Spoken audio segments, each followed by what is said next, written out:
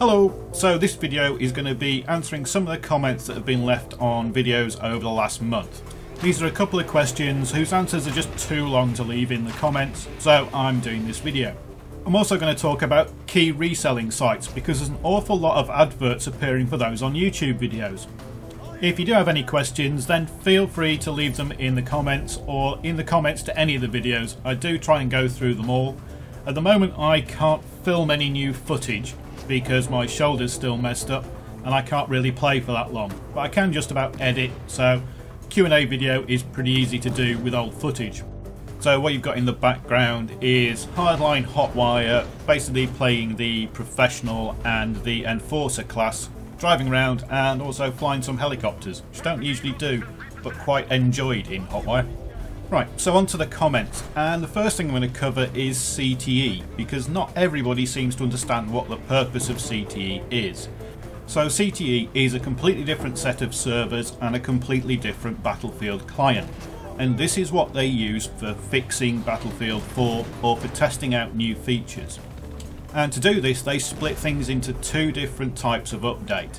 They'll have projects, which are things they definitely want to address, and there'll be prototypes, which are experiments. So examples of projects are netcode fixes, animation fixes, problems that they know are in the game that need addressing in the next patch. Prototypes are different. These are areas that DICE would like to improve, but they need to work out the best way to do it.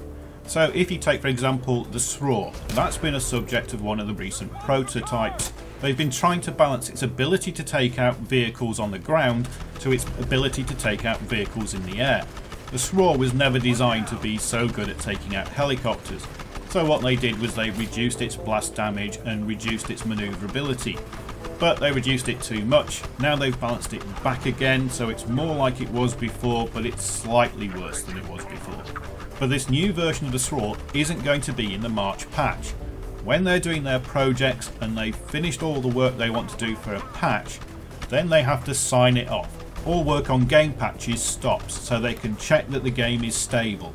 But what they do while that is happening is run certain prototypes. So the night maps aren't going to affect the build for the next patch.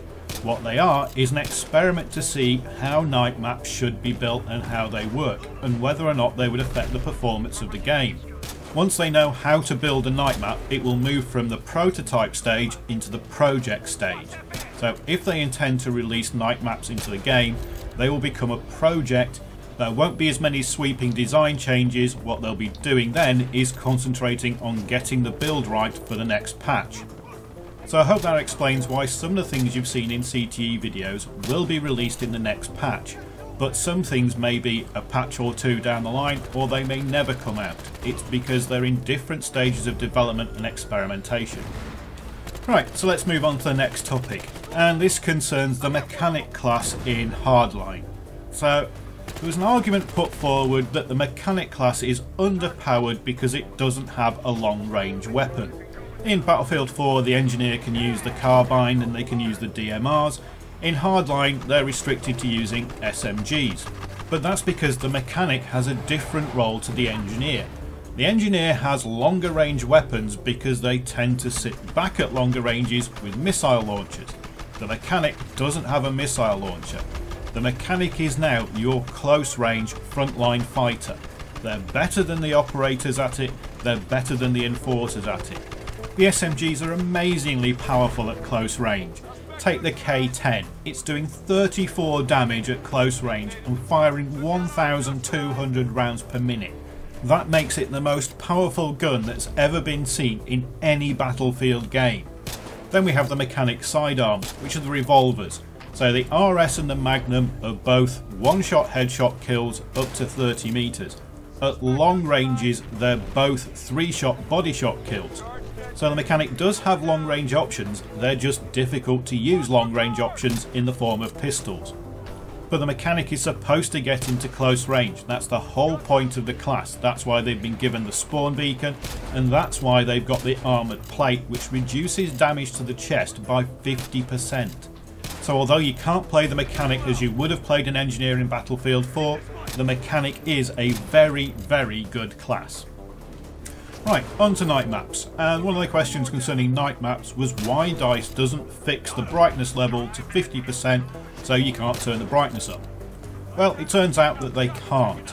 The brightness and display settings are controlled by the Frostbite engine, they're not controlled by the map design.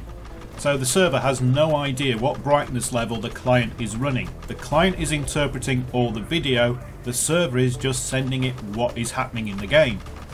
But even if the server could fix the client's brightness level, what's to stop me just hitting the button on my monitor and turning the brightness up? The only way you could theoretically do it is design the map to work on 100% brightness. But that would mean that players would have to turn their brightness up to 100% to play night maps and then turn it back down to play day maps. So it's not really a practical solution. What they have said is that if people turn their brightness up, that's up to them. But they're designing the maps to work at 50% brightness or its equivalent. Video settings is actually a big thing in first-person shooter tournaments. Most tournaments don't restrict what video settings you can use because there's just no way they can control it. Some first-person shooter tournaments have use-specific clients that have removed some of the options, but for a mass-market online shooter, you've just got to accept that some people are going to turn the brightness up. Is it cheating? No, not really, because it's something that's there in the game. Is it taking advantage? Then yes, it really is. But there's no way to stop it, so you've just got to live with it. The final thing I want to talk about are Steam key resellers, like G2A and Kinguin.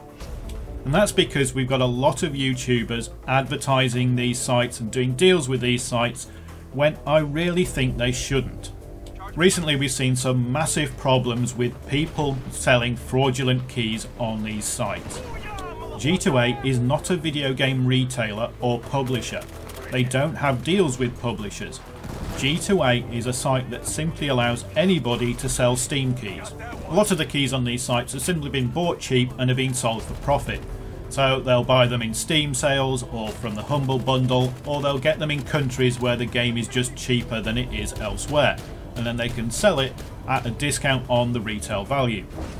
But there's a growing problem on these sites of keys that have been obtained through deception, fraud or theft, and you've got very limited protection. So G2A does have a guarantee program, but it's a guarantee program you have to pay for and opt into. It's not standard. Recently a massive number of stolen credit cards were used to buy Ubisoft games off Origin. When it was discovered, Ubisoft cancelled a vast majority of the keys. They let any that had been activated stand, but if the key hadn't been activated, they wouldn't honour it. The sellers weren't going to give you your money back because they were organised criminals. G2A wasn't going to give you your money back unless you'd paid for their protection. The only way you could get your money back was if you'd got it through a credit card or through PayPal, and then you could claim back from them. But this is all a process that takes time, and a lot of people lost money. So think carefully before you use sites like G2A, and if you do use them, use a payment method that gives you online protection against fraud. Otherwise, you might not get what you paid for, and you might not get your money back. YouTubers doing brand deals and putting adverts in their videos is fine, but they should think about who they're doing the advertising for. G2A and Kinguin and their like are not like advertising Steam. You don't know who's selling the key and you don't know where it came from. Personally, I never use sites like G2A and Kinguin because I don't think it's worth the risk. But if you do use them, just make sure you get every protection you can. Anyway, that's it for this video. Thanks for watching.